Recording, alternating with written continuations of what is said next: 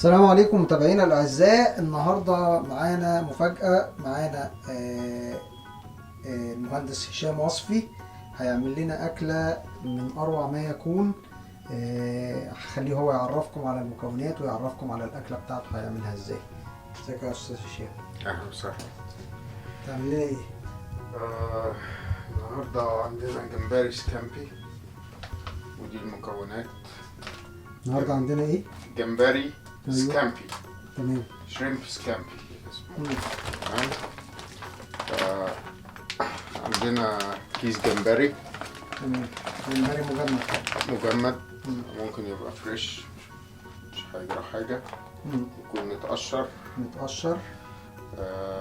عندنا زبدة مملحة. عندنا توم، عندنا ليمون. تمام. دي المكونات الأساسية. ممكن نحط توابل. حاطين ايه ده؟ فلفل اسود كمان. تمام. وتوابل. تمام. ده ايه بقى؟ ده كابوريا سكامبي. هنعملهم مع بعض. هي نفس الفكرة، ودي الكابوريا بس دي خلطة جاهزة من السوبر ماركت. الخلطة بتاعتها جاهزة، هنحطها مع الجمبري برضو. تمام. هنبدأ بسم الله. نحط نسخن الطاسة شوية. نبتدي نحط الزبدة. نحط كمية توم قد معلقتين صغيرين زي ما انت شايف كده. كمية يعني متوسطة، ممكن نزود سنة كمان، يبقى 3 معالق عشان احنا عندنا كمية كبيرة. صح. نبدأ أول ما التوم مش هنستنى عليه، يعني أول ما يبتدي يحمر كده على خفيف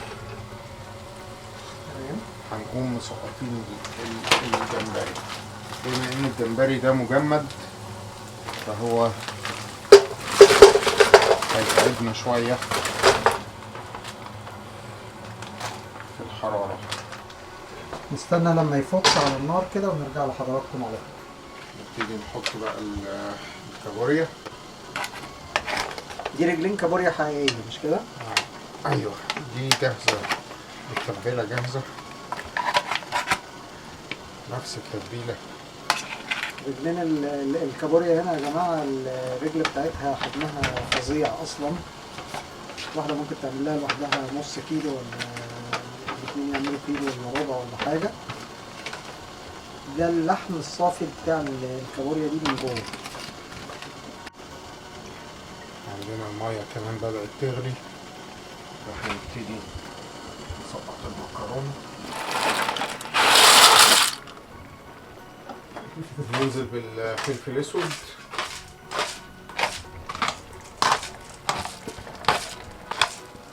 حط شوية حلوين. ها؟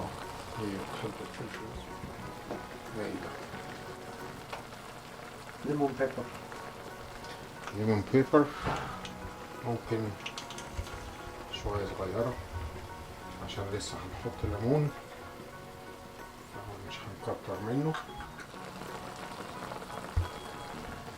طبعا نظرا لقلة الامكانيات ما عندناش هنا في المكان ده عصارة، اضطر ان انا اشيل البذر واعصره بايدي. هناخد ليمونة كاملة. ليمونة تكفي جدا. الريحة يا جماعة تجنن، حرفيا الريحة تجنن والشكل رهيب.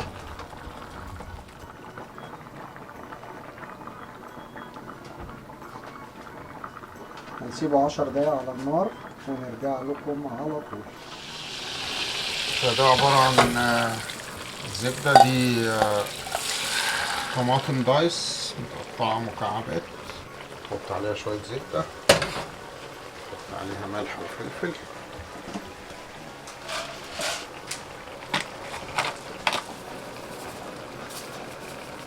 دي ممكن تبقى صوص جانبي اللي عايز يعني بيحب المكرونة.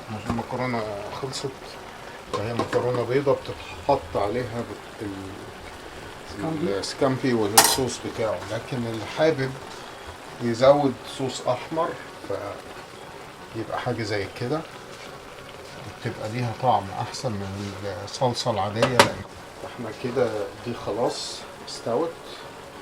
نسيبها تشرب ميتها شوية. بعدين في الآخر خالص نطفي عليها، نحط لها، نضيف عليها شوية زبدة. الزبدة اللي في الآخر دي عشان تكون تدي طعم الزبدة.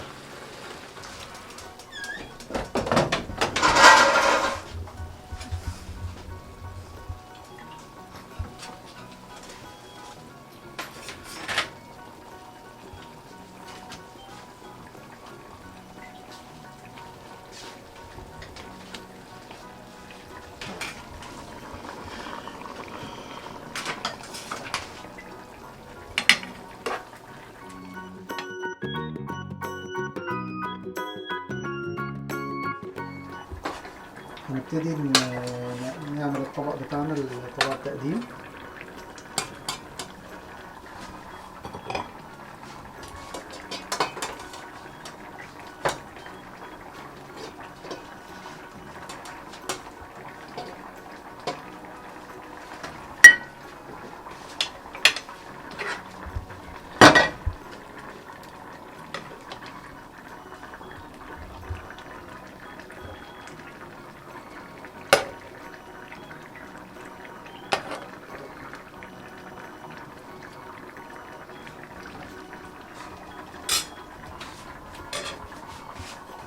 وإذا حبينا نضيف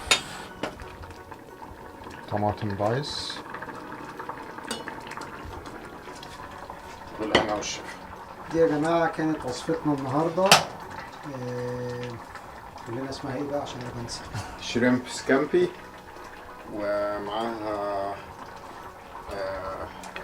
وايت باستا ودايس توميتو.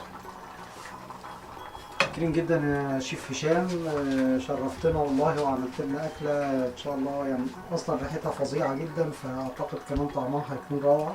انا دقتها بصراحه قبل كده وعارف كويس جدا ان هي طعمها في منتهى الجمال.